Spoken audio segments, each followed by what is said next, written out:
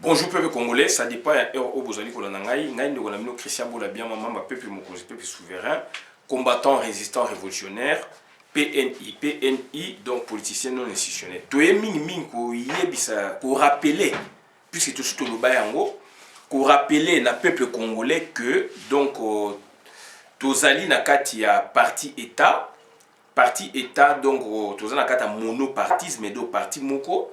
Alors, constitution, ça a pluralisme politique, mais tout de suite au côté de la partie État non déclaré, parti État de fait, on a droit, FCC. Puisque acte fondateur et FCC, ils allaient koloba nyosho. Joseph Kabila a loba bien que, na juin année passée, tant que vous menacez ma élection, bon, à la plateforme où a coupé sa pouvoir na opposition, na pouvoir donc na opposition na donc pouvoir en place. Et a créé FCC. Yango moni donc UDPS azana kati MNC non UNC pardon, ils allaient partir ba Rwandais, azana kati. Et donc ba parti belé ils ont la carte wana donc ils allaient ba parti donc oyo et la kisi ke bazali na pouvoir bazana carte à pouvoir après ba yo créer ba plateforme mike cash IDPS tout ça mais bango tout bazali eloko moko donc bandeko na ngai te expliquer bino donc tant que vous avez un texte, vous avez une constitution, vous avez une Bible et un peuple. Bien que ma mine est mabé, mais du moins, vous avez une théorie. Mais est-ce que na terrain bazo sala nengwana? Vous avez une théorie. Est-ce que na terrain bazali ko se comporter bongo? Na terrain za bongo te. Batiki bino na so une constitution Congo, ils ont parlé de pluralisme politique. Ba parti politique ils est belé. Mais na terrain, ezali FCC mutazali ko sala manœuvre nyos. FCC lelo azala problème sérieux, azali bloqué, mais talandenge sikoyo azali ko se manifester na terrain. Talandenge FCC sikoyo donc na complice na ye donc UDPS ndenge bazali ko sala de sorte que ba récupérer pouvoir. On sent que le FCC donc tient à récupérer son pouvoir autrement. Donc par un scénario, classe politique réunie, on vous sort par exemple donc objet élection présidentielle de la République. Et vous allez faire quoi puisque asomi batunakati ache batunakati. Donc bandeko nangai toko illustrer bino par l'exemple tant que lobby FCC ezali parti unique, parti État de fait, de droité. MPR est parti des droits dans la constitution, donc pour nous, président République, il y a président République d'Isaïe, il faut Zala, donc président MPR. Wana est leader des droits, n'engezaï na constitution est clair. Autre bien période de dictature. Mais si quoi, bah ça lui semblant, bah c'est une démocratie, mais il n'y a pas la démocratie. D'où maintenant FCC a créé FCC pourquoi d'abord? Beaucoup bien en plateforme donc politique, mais du moins ils allient donc un parti unique. C'est le FCC maintenant donc comme une initiative Yamboka. C'est le FCC Moutou a nommé parlementaire, a nommé président de la République, protocolaire bien sûr, a nommé ministre, a nommé c'est le FCC. Tout passe par le FCC. Et côté conclave côté conclave pour faire quoi? Côté conclave puisque Martin Fayulu a présenté un document, donc un plan de sortie à crise au Bango FCC va créer et baye ko s'accrocher bandimi yango. Bandimi yango oui, to rôle que pression outil na kati pe libanda oui. Et surtout na beni et déclenché baye baki yango que mobule ko mapula to calmer mais mobule bimi peuple a tomboki et allié na bango monisco azali démasqué. Donc bandeko nangai FCC ezali bloqué baza ko lukasko donc oxygène baza ko lukasko ba béquille. Donc yangwana sikoyo pona ko laksa bino biso to bengaki yango donc partitocratie, c'est-à-dire il y a un seul parti politique qui domine tout. Donc, c'est-à-dire, liboso zaïki PPRD. Si ko PPRD comme siko donc parti moko yase, FCC siko est récupéré masolo se sangisi PPRD UDPS basala drapeau oya bango to bimise ya bino na période de campagne électorale. Voire même ba proche ya papa Tshisekedi. Donc ba bouda quand même drapeau wana. Sans que ba yebake donc ndeko na bango Félix Tshilombo azana kata masolo. Donc c'est très important comme tu as dit la bino pour prouver bino que tozali. Donc but ya vidéo o yali pour na relaxa bino que tozali na kata parti unique. Donc ça dit tozali na kata monopartisme mais de fait de droite des droits ezali o eza reconnu eza légal mais de fait bazo sala ngo nanko eza bongo et makamune ya de fait yango eza ko se réaliser. Donc makambu oyo ezaliti ya mulili ya ngwana ba décision bazoko zo ya ngwana ezako sala maka. Donc bandeko na ngai donc boyokaki Shadar alobi ba hypercute politique ba boye ba communauté ko critiquer Félix alors Félix a osé la bango boulot ba lingaki Félix azala wana baza do ba sali gene ko critiquer Félix pour na yondeko oza sensible yendeko oza sensible amona ke batu wana ba changer. Batouan ba komi contre Félix Lokuta puisque baza la possibilité na ndenge bango ba tcheki Félix ya kolongola Félix puisque na parlement na bango mécanisme ba ko déclencher bazali soi-disant ebelé alors que bango tout ezali faux mais na ndenge basali parlement na bango ba créer wana donc virtuellement do bazali donc to lo ba donc majoritaire ba ko kolongola Félix ba lingi mais lelo ba bimisi discours mususu soi-disant hypercute politique. Pour que Félix Azamabe, boye, pour la bimisa donc lueur d'espoir dans les Congolais, alors bah saisir plan de sortie de crise et dans plan de sortie de crise basali dans programme, projet, il y a ma contre Congo et ça n'a cessé. Et tant le projet on a pas beaucoup ensemble, ce qui va y avoir Félix a quoi appuyer ka, Binote a quoi appuyer bango. Bango va appuyer, Binote va appuyer Félix et comme encore une grande coalition contre parti politique ou politicien au aligné changement. Donc voilà, c'est très important. Naïka pour l'accepter que Maram Tolobaka, tu vérifies en haut, Tolobaki puisque par rapport il y a ma caractéristique, il y a parti politique, des droits, des faits, tout ça, tu es bien haut, on en a analysé. Il y a tu es ça, bino déjà bandakalake FCC est commis donc parti unique. Ba bomi déjà parti donc au pluralisme politique. Ba parti politique au moment belé on a donné misu na bango na logique na bango baza na logique wanati. Dezali bango nem ba au kamba FCC. Bon na ba conclave na bango bazali clair et bango nem doit passer à pouvoir, bango doit passer Félix. Si ko pour na ba justifier, pour na olingo ba mingi la mukate s'il vous plaît. Pour na ba justifier loko bango ba lingi baza na besoin nango. Ba vandeli plan de sortie des crises proposées par Martin Fayulu, le président élu démocratiquement. Au ba boy ko pesa imperium. De cette fois-là maintenant, ba moni lokwana puisque il y a un avantage na ba calcul on ba sali ba saisir ango de sorte que ba parti ba politicien ba ya ba siéger alors Martin Fayulu a risqué azala donc absorber, a risqué azala avaler. Leur problème c'est diminuer et si là bazala batu oya bango bako bimisaka bango. Donc bandeko na ngai donc c'est très clair. Donc c'est le parti État qui est là mais de fait qui n'est pas reconnu.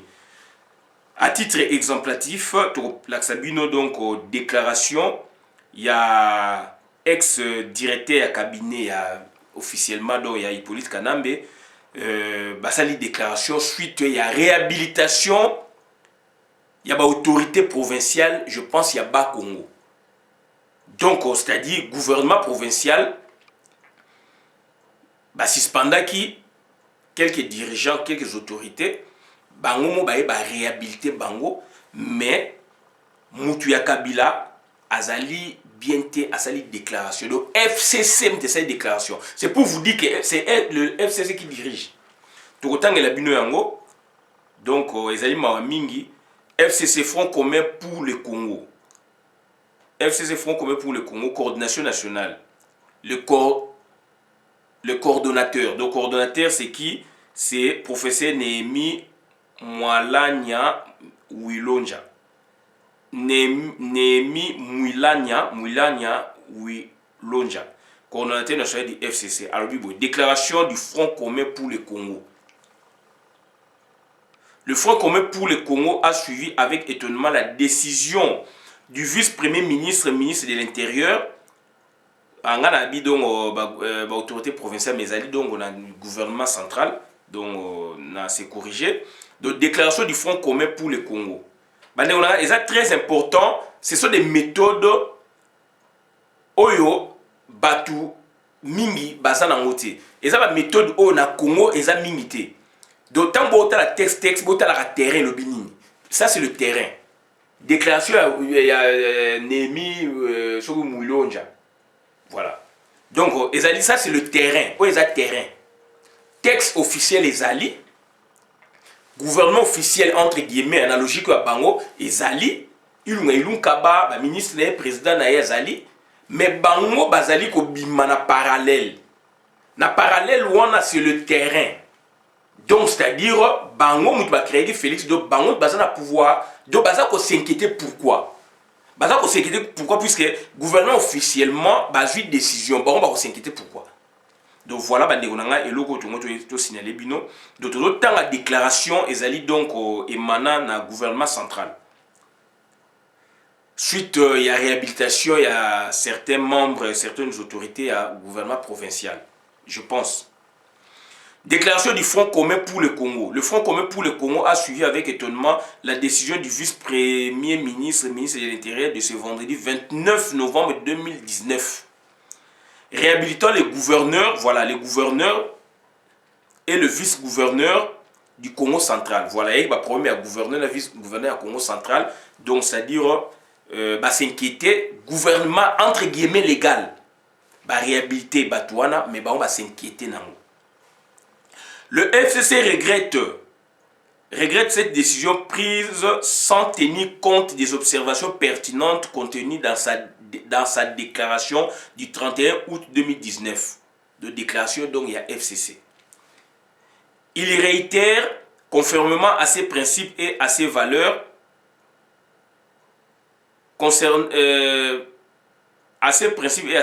sa position antérieure vis-à-vis de ses leaderships provinciaux qui a clairement failli sur le plan éthique et œuvrera dans le sens de doter le Congo central de nouveaux dirigeants pétris de valeurs républicaines et nés Congo éprouvés. Ça, c'est Néhémie qui parle au nom du FCC. Donc, FCC a eu un projet OYAE, alors que le gouvernement central donc, va réhabiliter Batouana. Vice-gouverneur, gouverneur titulaire, au basala ba makamuto yoka yoka kiwana. Donc, bango lelo ba boyi yango, ba CPLT FCC. Le FCC estime par ailleurs que le bien-être de nos populations ainsi que le progrès tant souhaité ne peuvent se concevoir dans le cadre d'une gouvernance exercée par défi. Au niveau de certaines provinces dont le Congo central et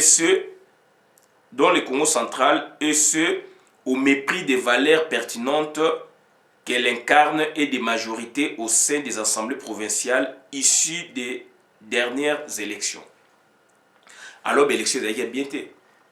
Donc, est-ce que l'organe ou est réhabilité? Il y a FCC, puisque c'est une observation, puisque tout basé un vrai pouvoir, ou légalement, il y a bateau suspendant qui n'est pas réhabilité. À moins que vous na tribunaux ceux qui font des alliés, mais du moins administrativement, politiquement, tu réhabilité le FCC renouvelle son engagement à promouvoir la moralisation de la vie publique comme un maillot important de l'amélioration de la gouvernance dans notre pays, et c'est à tous les niveaux. Fait à Kinshasa le 30 novembre 2019, prof Néhémie Mwilanya Wilonja, coordonnateur national du FCC. Où ils ont la provocation, Bango Bazakoloba, le FCC estime par ailleurs que le bien-être de nos populations, est-ce que Bango va proposer même bien-être? Est-ce que Bango va être pour la population? Donc, tout ça dans le monde, Nazali pour le gouvernement, on a été, il y a eu un cabana ba Félix ba réhabilité mais du moins il faut bango na ningo kota ba réflexion là puisque naza ko défendre Félix té naza ko laxa Félix ba erreur na yi du moins je vois il commence à comprendre ba bali ko comprendre puisque naza pe ko encourager ba bêtise ça m'a été ba gouverner ba salimi ba lewana ba sa ba bêtise entre guillemets n'a pas encouragé à monter mais du moins Félix s'il a le pouvoir il doit neutraliser ba bandit oyo. Donc Joseph Kabila c'est un bandit, Néhémie c'est un bandit, Félix lui-même c'est un bandit aussi. Le fait que lui il voudrait nous faire croire qu'il n'est plus bandit, il gouverne le pays donc il doit neutraliser cette bande de criminels. Donc c'est-à-dire ce que je vous ai dit, ce sont eux qui dirigent le pays, ce sont eux qui ont l'impérium. Donc en quoi Makamouya gouvernement légal est inquiété un parti politique na façon dont on va s'exprimer. Parti politique et s'opposer et loba. Mais wana mena ils ont s'opposer té. Ils ont sa injonction, ils ont réitéré injonction wana et que gouvernement central balandi a monté ba réhabilité. Donc si ce n'est que ça, donc ça dit Félix commence à comprendre. Si ce n'est que ça, Félix commence à comprendre. Il y a toujours l'ingasko, donc il faut kanga, bah généraux misatu aux États-Unis, il faut neutraliser bango, bah la chaîne à commande. Et à kanga Hippolyte Kanambe. C'est là où le peuple congolais va comprendre que Moutou Mayele et Bani Kokota, courage et Bani Koya. Puisque à Kobanga Hippolyte Kanambe Tiwapi, je n'ai pas parlé dans le contexte, mais je suis obligé de le dire. Parti autotique là ba taliban ba maliban ba s'exprimer dans optico mais tout le monde baza donc inapte baza inapte politique baza il faut concevoir na sanso ngana oloba oti du fallait ba concevoir na sanso ba encourager ba lakisa lettre ebimi le 29 aujourd'hui on est les 2 ba monde il fallait ba ça ba réflexion boye mais ba baza ko comme ça Félix na ninga buzoba donc ya on a lobaki na vidéo moko boye c'est comme si na yebaki. Merci maman na papa oyo tukutaki na les 11 contre Félix. O babi que papa makamolo baka bato ba mona ngote mais yango na se réalisaka. J'en ai parlé. Na bilobi makambo eko changer na mboka. Ekoki ko changer na mboka. Bino ba taliban, ba maliban. Bo comme ça Félix à l'aveuglette. Est-ce que lobiso makambo bongi, makambo bani ko changer? Ekoki ko buta na banani. Bino bebiso. Biso dans le Félix, tu as fingaye, tu as lobelaye, tu as lakisaye. Dysfonctionnement dans la carte naye, na carte présidence, na carte gouvernance naye. Comment expliquer à déclarer tout haut d'ailleurs donc nous avons sali toloba pour que tu y ba makamo ba salaki bien que tu aies bien réalité mais ba yo pas diriger mboka à deux et ça m'a mokili. Du moins on a des éléments plausibles. Oyo kelelo to kolobake voilà Félix donc abimisa qui deal na bango na sens boyeboye ba yo kana ba gouverner pays à deux et ça va mokili. Donc aujourd'hui je n'aime pas m'exprimer. Tout ça comme moi on a vu en face, on comprend vous êtes des inaptes politiques. Je m'adresse naba Tshisekediste, je m'adresse naba tu oyo ba kumisaka Félix. Donc ce sont des inaptes politiques, ce sont des flatteurs. Alors que ceux qui nabiso et longo sur 9 mois, oyo et l'équipe 10 mois, 11 mois, le autre côté 12e mois, makamenge ko chayi na mboka. Mais bango bandimi balanda puisque baza munoko moko balanda puisque bazali donc province moko, tribu moko, parti politique moko, ba bosani intérêt national, agir national. Et aujourd'hui, quand j'ai lu ça, Batinelinga Yango, Néhémie Moulonja, Oyo Bapesi ba Félix pouvoir, il y a un FCC na Loba Yango, n'a prouvé Yango le texte na bango zali awa, c'est l'unique parti État, donc on est dans le parti État monopartisme, parti unique. Et ça, donc FCC. Mais de fait, puisque quand vous voyez les choses sur le plan juridique, il faut être sur le plan de fait. L'analyse, il faut que nous tant que la texte, il faut le terrain. Il y a un texte où il y a le terrain. Mais droit et le binde gouvernement, il y a le pouvoir, il y a la réhabiliter. Il y a le funda. Et ça, bangote. Mais bango bazali ko agir puisque bango basimi un vrai impérium ya mboka wana. Oyoke Félix moyen signé ba corps militaire té na ba belge. Oyoke Félix aza na ba soldat té etc. Bango baza ko laksango par rapport ya wana. Et yo taliban, yo maliban. Qu'est-ce que yo sali pour la Félix à comprendre? Ce que bali ko comprendre. Donc, et là on dit que vous allez ko sala boza ko kumisa donc na buzoba. Et donc tant on a mon texte na ko ko tika yango pour tous observer bino si vous réfléchissez. Et nous on fait un grand boulot, bien vous comprendre l'été. Son but de l'objet de ganga était Félix à comment clarté, à comprendre ma politique. Et tout ça comme on a gazali tono vide na mutune lo comme izati. Et bien so boyo ko kumisa moi no ba kumisa mingi na ba famille na ba ndako abebaka. Donc na ba ngo Félix azali mwana oyo dongo azali biso benga ba mongo liongi. Ifengonia. Ti ba transformer ba ko be on peut bo les lois donc ça zoba ya ba zoba. On est à battre ma mongo na ba mongo. Et ça peut battre moi par équivalent à Chiluba na Kikongo etc. Quand quelqu'un parle au jogé a bien par le mi balé misatu mine un jour deux jours au yebaye soko za mutu oyo ça l'observation makasi. Félix n'est pas ça tono vide moi le bec ça na plan mon côté et bino ce que besoin ko bakselaye buzoba na mutu et bloquer mboka. Et bloquer mboka. Comment expliquer le FC Sazulu au dialogue? Dialogue on a pour un avantage à nani. Voilà. Il y a un moment où ça va vidéo puisque vous êtes des inaptes politiques. Donc c'est-à-dire il y a un biso tout ça qu'on tenter koloba kolakisa il y a un moni donc les choses peuvent bouger. Notre but c'est ça aussi. Notre but c'est ça aussi. Les choses peuvent bouger et vous en intérêt à mboka. Par exemple, un coup d'état militaire, et salami, et ça pour l'intérêt à mboka toko sepela. Ndenge William Yakotumaso asi mindu qui kuna résistance militaire, tout est comme kolela, tout est comme koganga puisque na conclave va bazo linga dialogue wana ba ko linga aussi ba inviter opposition armée pour na ba dissuader bango.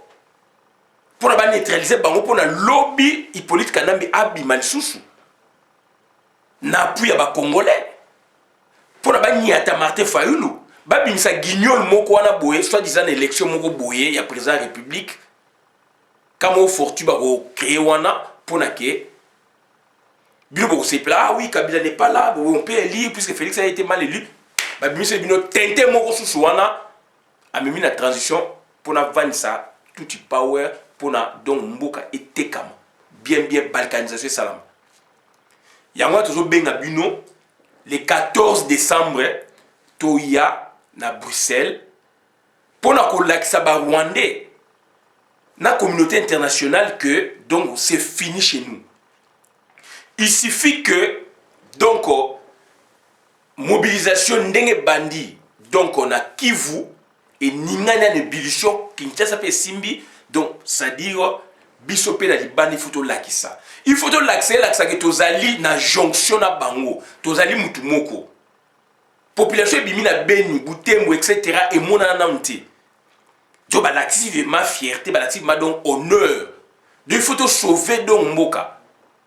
Et bango basali kuna na frontière na batouana, ba yebi bango ko lekanga na yo. Bango baza ko boudé batouana. Bo batou baza ba congolais. Donc message ezali wana Némi c'est un guignol, c'est un bandit. Donc, ça va texte à donc sans donc scrupule, sans vergogne. Donc, ça dit qu'on va travailler, bazar na sushamboka, bazar na sushamboka, à l'obotique botala état au batiki mboka na biso. Donc, je n'encourage pas Félix, mais ce que j'ai vu, si ça s'avère vrai, et l'oko va mériter ba sengara na Félix à moi. Nazali ko loba yango na lobaka yango je suis peut-être moko ya bateau na lobaka position américain azali ko banga babi foncé azali ko banga ba si il faut boma code minier azali ko banga azongela ka mer azonge ba azoko ba il faut continuer soki yango et bandi ko bima bo a réhabiliter na encourager acte ya réhabilitation té par rapport à ba bêtise Donc, ce qui a réhabilité vice-gouverneur, gouverneur, sans passer par le FCC, voilà, là, donc, le monsieur commence à revêtir, n'est-ce pas, l'étoffe, il y a Oyobino Boko Benge président. Et maintenant, il faut toucher armée. Il faut Kanga Hippolyte Kanambe. Il faut Kanga. Donc, ça dit, je m'arrête par là. Ça, c'est votre boulot. Je le dis là, consciemment, en tant que Congolais. Puisque notre démarche, bino boko comprendre en côté. Taliban, Maliban. Vous avez aucun ngoulou sans analyse. Vous avez aucun ngoulou puisque vous êtes fanatique. Yango na baki est-ce que bino mutu bo sala musala pour ko éclairer mboka ko bloquer. Le bandi ko ba bimi kuna na ba bunya ba butembo bani bani. Yo Taliban okulinga yango te, Maliban okulinga yango te. Et musala obiso to sala ndango wana. Yango toza ko tendre bino meboya. Pour comprendre ce que nous faisons. Tozali mutumoko, tozali benemi, tokobunana bino likola Félix te. Puisque tobunana bino likola président Kasavubu te, tobunana bino likola Mobutu te, et Mobutu d'ailleurs, n'Équateur a tchaka mingi ba premier ministre, ba chef de gouvernement eza batakasai. Et le but est que batakasai ba liki batu na mayele, et lui oba baza kitoko koleka batu non. Puisque gouvernance n'est senga ki bongo. Donc c'est vous, à vous maintenant de venir vers nous. Puisque vous êtes égarés, vous les talibans, les malibans, vous êtes égarés. L'acte Oyo, la réhabilitation, c'est un acte de bravoure quelque part. C'est un acte de nationalisme quelque part par rapport à Batouti, par rapport à Banin. Donc si Eloko et Sami Bongo, je n'aime pas réfléchir au petit de Tikela qui bino, total bino so bozali maba acte politique. C'est ainsi que j'ai saisi cette occasion pour la prouver na bino. Voilà, tous la partie état, donc FCC na loba yango, lui la position est clairement. Azali contre acte, il y a réhabilitation, il y a vice-gouverneur, il y a ville, donc province, il y a Bakongo. Et bah c'est le texte wana tout ça, yango moni na koti momuke. Donc pour la ressource ça, tous la ko senga na batunyo stuboyan donc on a marche. Il y a le 14 décembre, à Bruxelles. Place haute s'exprimera librement, puisque nous avons beaucoup de place haute, l'axara donc énergie na biso, place haute, l'axara contribution na biso en tant que Congolais. Donc, na kosenga na bandeko oyo tozali na bango na même vision. Soki ba moni mabe na optique on na koti, ba excusez ngai, je devais le faire na cas de pédagogie politique. Pour na kolakisa ba Taliban ba Maliban baza ba inapte scientifique. Donc bazali wana baza ko kumisa mutu mais bazo tala mboka te. Alors mutu wana aza na besoin ya ba bras, aza na besoin ba idée. Bras te mais cette fois-là ils a ba bras oui mais ba idée. Pour na avancer. Alors ba américain na loba yango ba senga na il faut violer constitution. Ba senga na il faut a casser code minier. Ba senga na il faut kanga Hippolyte Kanambe. Dernièrement, Peter Fan a le bien clairement, Félix a dit position à Bisso. Il y a des Américains, il faut généraux basés en commande à Bouyou, il faut Balongo, il faut Kangabang, il faut Dosouka, il faut Hippolyte Kanambe.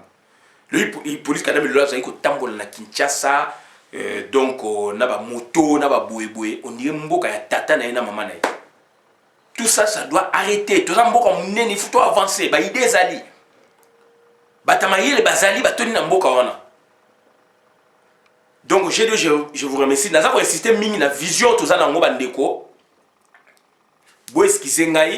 Je ne devais que faire ça en tant que pédagogue politique cette fois-là pour montrer à nos frères et sœurs avec lesquels on a combattu, à nos frères et sœurs avec lesquels nous avons le même destin du Congo, qu'ils changent, qu'ils viennent vers nous, puisqu'ils sont dans le fourvoiement politique.